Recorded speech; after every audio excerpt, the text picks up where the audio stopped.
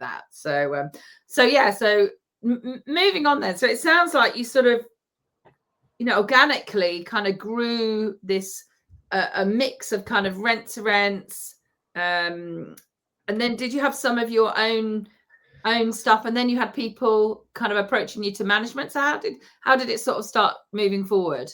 Well, once we had the rent to rents in place, every time we had a tenancy come to an end in our own buy to let portfolio, we switched it straight away then over to SA. And then with the management side of things then as well, it was just a case of that it just sort of started to organically grow. We did quite a big press release in the local sort of paper here, didn't we? That, we were back involved in property, because at this point our restricted covenants had lifted. And we just gave a brief overview in printed form of what we were doing, what Airbnb was, and the amount of business and interest that generated was huge, wasn't it? We took on a huge townhouse in the next market town over.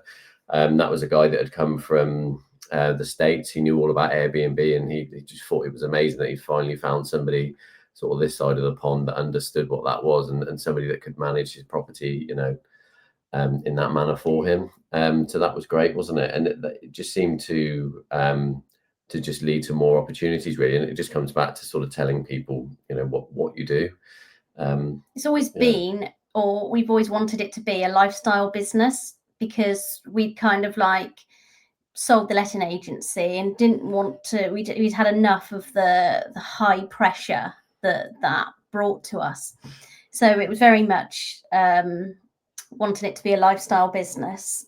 So by the time Owen left school, he's our youngest son, he came on board. He was going to go to college, and we said, like, we need help. And he said, well, I'd rather do an apprenticeship with you. So he did it, did MBQ level 3 with the local provider, college providers. So we made it all official.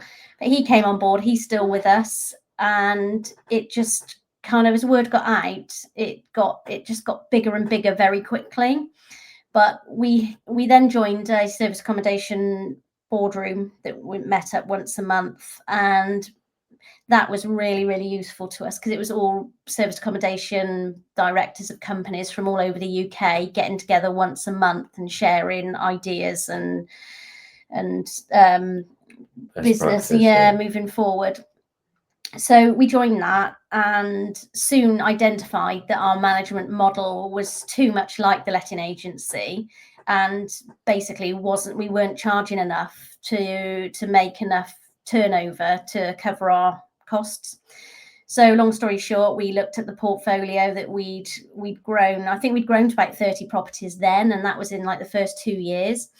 And we had a big shake up, and we said to there was a couple of people that we how would you say weren't really the greatest clients, and again, don't want any hassle back then. So we said to them, look, we don't think we can manage the property to your standard, and plus our fees are going up. So we basically doubled our management fees. Yeah, doubled the management fees. Said, in a nice way, take it or leave it. And apart from the couple we wanted to get rid of, the rest just accepted it and still with us now.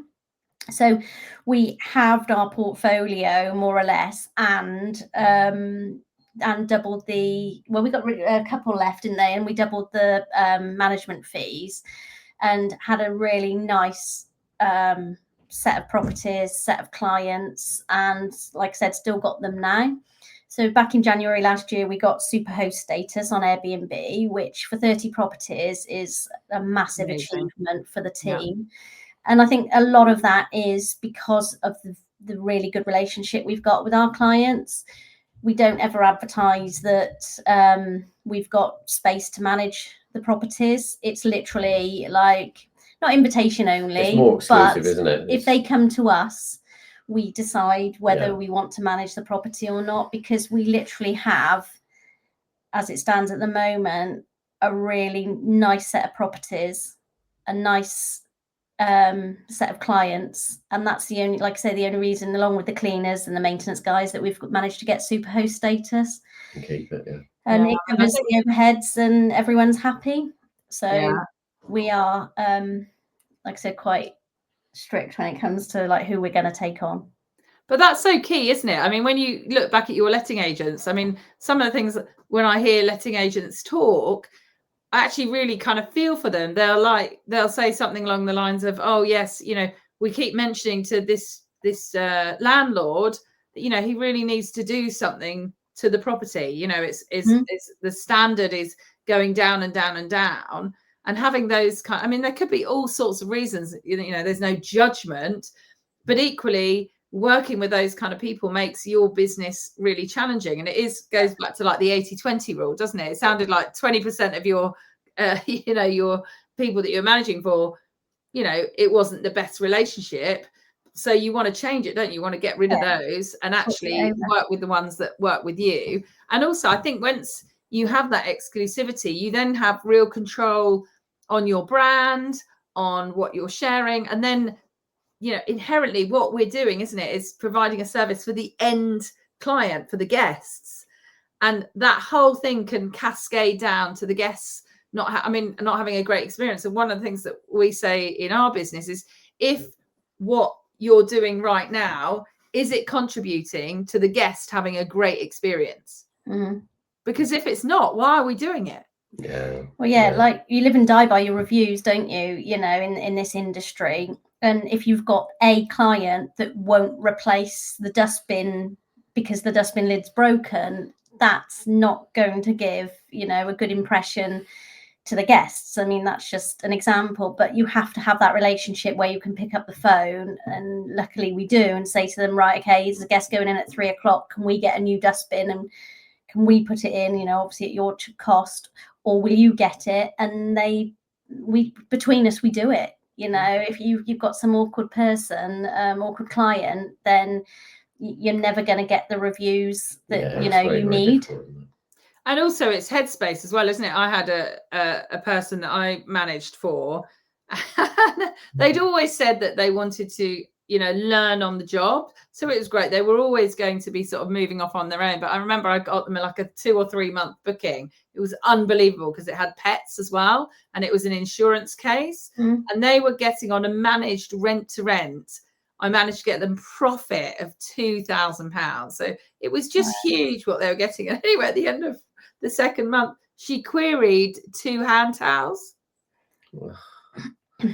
I just said, you know what? I'm so thrilled for you. I think you're ready to run them yourself now. Yes, yeah, I know. Yeah, exactly. You know what I mean? Because if we're quibbling over a couple of hand towels that's like, you know, 75p, that's, you know, that's not a great relationship. But that's what I see with you guys, is you're clearly people's people. You clearly make great relationships. You know, wherever you've gone, you've left doors wide open so that people can, you know, still feel, you know, that they can come back to you, offer you more business. So yeah, I mean, hats off to you guys. It's really great. So look, I'm really aware of time, and I really want to talk more, you know, about your I'm going to forget what it's called. Rent My House. That's it. I was thinking bed in my head. Rent My House. But I know you then progressed as well. So you've obviously got your service accommodation, but you moved into doing some development as well. Do you want to just sort of give a bit of an overview on how you chose to move across to that? Yeah, I think it was a natural progression, certainly for me, that once we had the SA sort of stuff up and running and in place, the development is something I've always wanted to sort of get into. And, you know, I quite often walk past, you know, a building site, and we'd be quite intrigued as to how, you know, all of that world works. You know, how do you get the property or the land and then be able to sort of, you know, effectively build? And always just felt that it was sort of, that was a level of, you know, that was maybe sort of unattainable perhaps. So, you know, we took ourselves off and got educated again, and, you know, it really invested in ourselves and our education. And this time I went with a much more open mind, not like the Paul Smith SA course that I went on. I sort of set that up and you know, loved the sort of thought that we could potentially do it. we did, and it was just again being in a situation where we could leverage our contacts. We quite often have opportunities passed across to us, certainly locally, because we know lots of the other agents. And I set up a company back in 2019. I partnered with a couple of builders and an architect, and we set about trying to basically to find some land to build some houses. It took us about 18 months, and we found a site that seemed to stack. Found it on Rightmove, built 3 houses. Went incredibly well. We had COVID in the middle of that as well, and it was sort of and even then it just seemed to work. And I think because there was 4 of us that were involved, it seemed to accelerate our progress. So then we jumped to a development where we built 8 houses, and then we bought another one where we started to build 9 houses, and it was sort of just something that gained real momentum. Learned a huge amount. And it's again another little success story for us, really. I mean, that company is going really, really well. I actually sold my shares to the other directors at the start of this year. They've continued down the route of lots of new builds, and Kerry and I've got a smaller company now where we're actually carrying out a conversion at the moment, using the knowledge that we'd obviously previously gained on the new build stuff. So we're going to convert an old school house into 5 apartments in the neighbouring town. So that's in Ledbury, so that's got really good transport links. So we're going to run those through Rent My House as serviced accommodation. And we've also picked up a new build site back in Hereford as well, where we're going to build 8 2-bedroom apartments, and fingers crossed we're going to run those as serviced accommodation as well. And that one we broke ground 2 weeks ago. Oh, congratulations. Thank you. Oh, that's amazing. So that's, you really kind of I just passed over that, what was it? So 3 houses, 8 houses, 9 houses, that's a huge jump. How did you find kind of that, because obviously serviced accommodation, although it is property, it is more business oriented, isn't it? So suddenly development is very much hands-on and a whole host of new skills, I would imagine. Yeah, and I have to say, the guys that I partnered with, I mean, I leveraged their sort of skills and experience and really just facilitated putting this all together. And I sort of looked after helping to find the sites, and ultimately my job to get the sites funded, which we were able to do, again, leveraging our contacts back in the SA world. So I have to say, the guys that I was in business with at the time, they produced a fantastic product. We had people come from away that were much more sort of seasoned developers, and they passed comment on the quality of our product, being far in excess of what they could achieve, and they were seasoned developers. So yeah, I have to say that the builders and the architect that I partnered with were fantastic, and like I say, and they're still going strong now. And it was just the right time at the beginning of this year to come away and do something a little bit different, to concentrate maybe more on sort of flats that we could hold, and again run through Rent My House.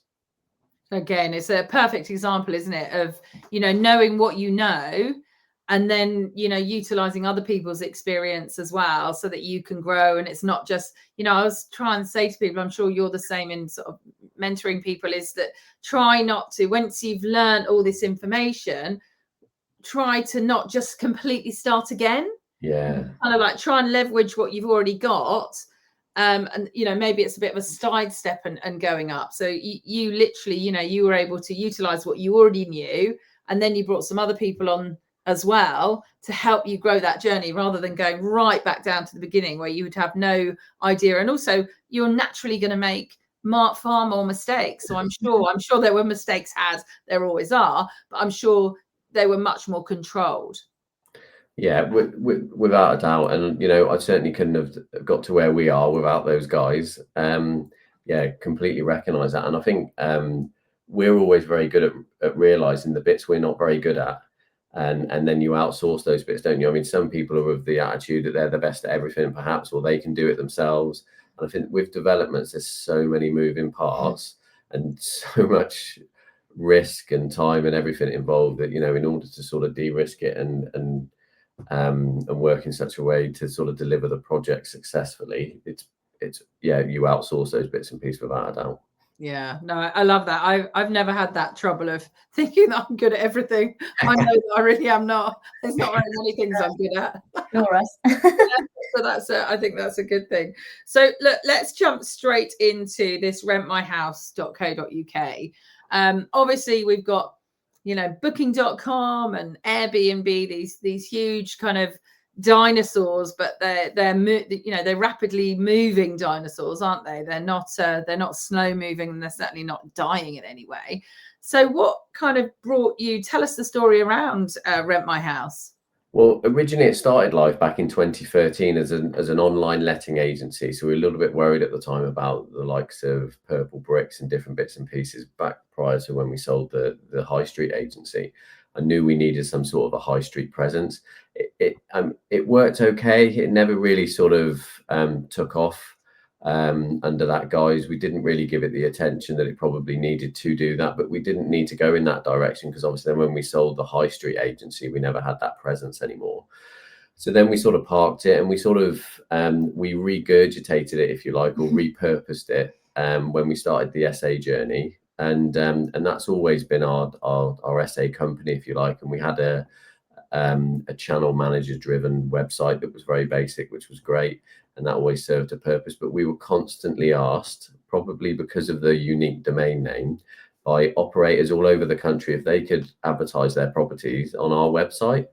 And it was always something that we thought was quite comical, and we're like, oh, we got another one. It was like maybe one or two a month, and we obviously couldn't, because if we aren't in control of people's calendars, we can't take bookings for them, and it would have been very sort of messy. At the start of this year, we had a new website built, and we spoke to our website guy. We worked for him sort of 12 months prior to this, and just said, we keep getting these inquiries, and we want to be able to provide advertising space if we can for other people to list their properties. And it's worked really, really well. I mean, we offer for a subscription, it's £9.99 a month or £99 for the year, advertising space. So a unique page for anybody's property on our website. They can list as many photos as they like, a good description, and then we can link the user across to that operator's website.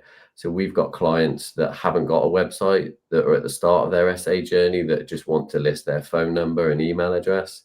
And we think that's great because we're giving them a presence. They can then leverage the website traffic that we get. Quite often we come up in the top 3 for serviced accommodation near me on Google. And these are in areas where we haven't even got any properties. We're outranking, established people in those areas. So we provide the advertising space. They can log in at any point and update it. So again, it's great for people at the start of their journey. Once they do get a website, they can update that. We've got clients that we link straight across to their Airbnb page. So although they like to take everything, all their bookings through Airbnb, they do like to have that standout element where if they're on our site, chances are in an area that they'll get some of that traffic first. So that's quite interesting. And then it's just extra exposure for clients. Once that user leaves our website, they're with the operator. If they, the idea is they book direct, they do whatever. And obviously we don't get any kickback for that. We don't get any commission. We actively obviously encourage that direct contact, really, because in theory it should be better for the operator and the customer. Wow. Yeah, I love that. So did you sort of see this as kind of a gap, or was it more that, this kind of opportunity arose and you couldn't really see how anyone else is doing that? I mean, I love the fact, I work with a lot of newbie SA people, as I know you do as well, with coaching and stuff. And that's one of the big questions people ask, don't they? Oh, do I need to buy a website? And, some people think, oh, I need to spend thousands on a website. And I'm just like, no, please don't do that. So with this, that, it's that jumping spot as well. Yeah. And it's great. I mean, we love helping people. We do an element of consultancy as well, sort of ad hoc, really. And this just seems to fit quite nicely with that. We've also got much bigger operators. We've had clients recently upload, whole blocks as well. In a certain area, and just organically we launched the website, and we didn't do any sort of target marketing for the directory side for probably a couple of months. Very slow in that respect. It's not really our sort of forte, but it was functional, and people were finding us, uploading their properties and subscribing without us really doing anything. And it's almost a few a week, every other day almost, isn't it, that they're coming from various different areas, and it's quite exciting. So our the properties available on our website now has jumped from 30 to over 60 in the matter of a few months. And how are you? I know we've had this conversation before a while ago, but what is your way of sort of advertising it now, or are you quite happy? Because I know sometimes like double it, you basically doubled, haven't you, in a few months? Are you looking for that kind of organic growth so that you're not going to break, or are you ready for like massive growth? What are you looking for in this website? We'd love it to have massive growth. So I think the more properties on there, the more exposure every owner will get. So we are keen for that. We're working with our marketing guy. Marketing is one of the things, like we said earlier, that you're quick to know what you're not good at, and we're not good at marketing at all. So we've got a marketing guy who we meet with every other week, and he sets us tasks. We've got a social media lady who just literally does all our social media alongside the marketing guy.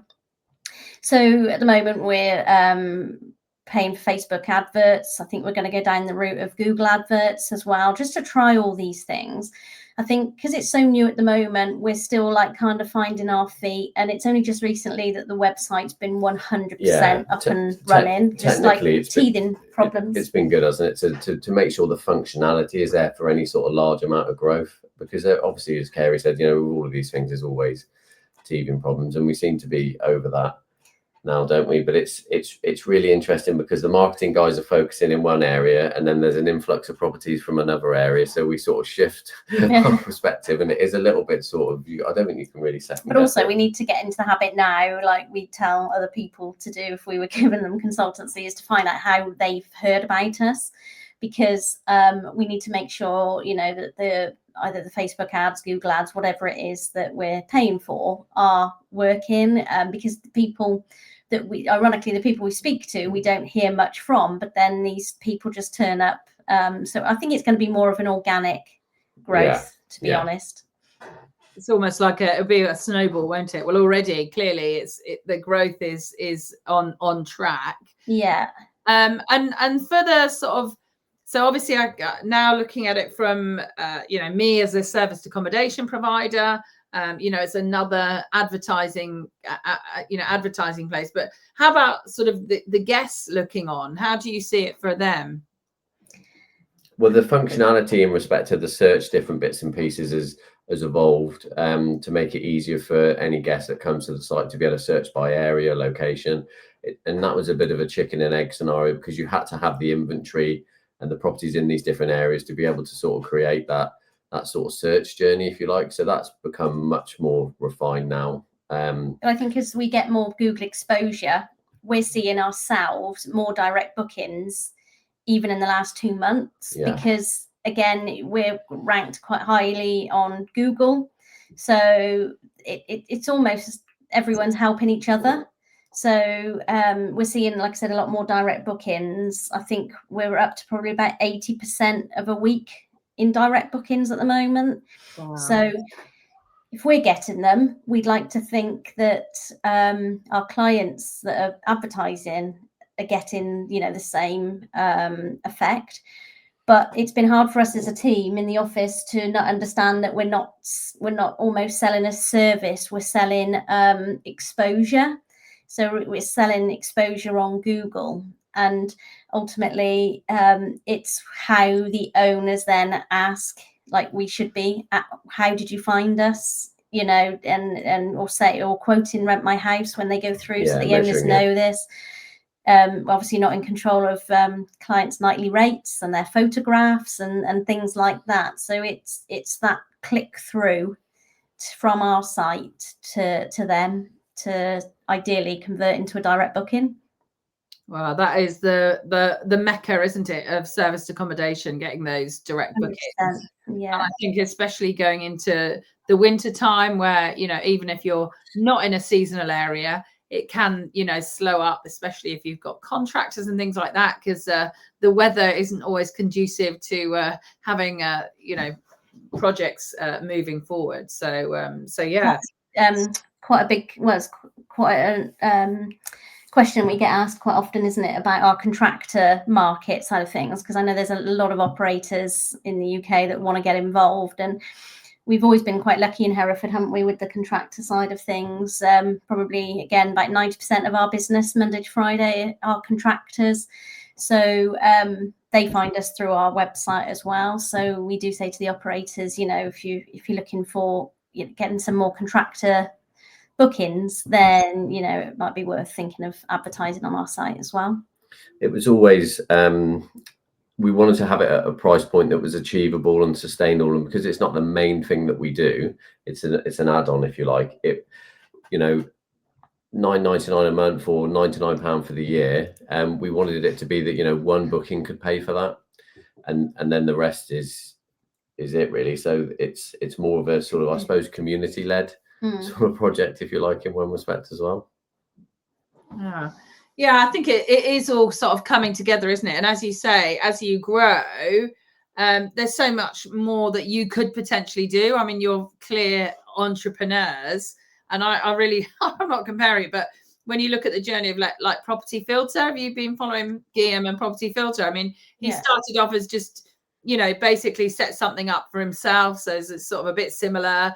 And then it's sort of grown, and now it's kind of like this juggernaut of opportunities. He's now got courses and days training and this and that. And so these kind of things, you just, and clearly you're the type of people who are, again, you know, without having any kind of blinkers on, is always open to this. So you can see how, you know, all of your businesses are naturally growing because they come from a really sort of sensible place of offering what people need.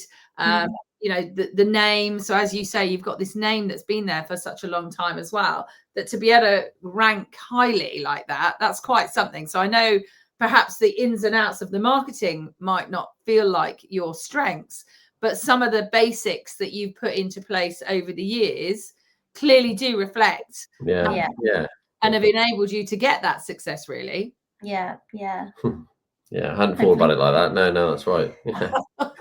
So don't put yourselves down. I know sometimes we always think, oh, I'm no good at that, but actually some of the things that we do get in place, it works really well.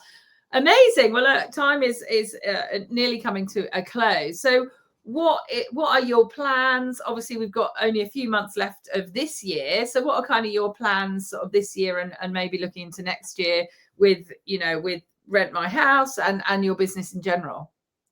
I think the main key for me is to, or maybe for us, both of us, is to get our project finished, our conversion project.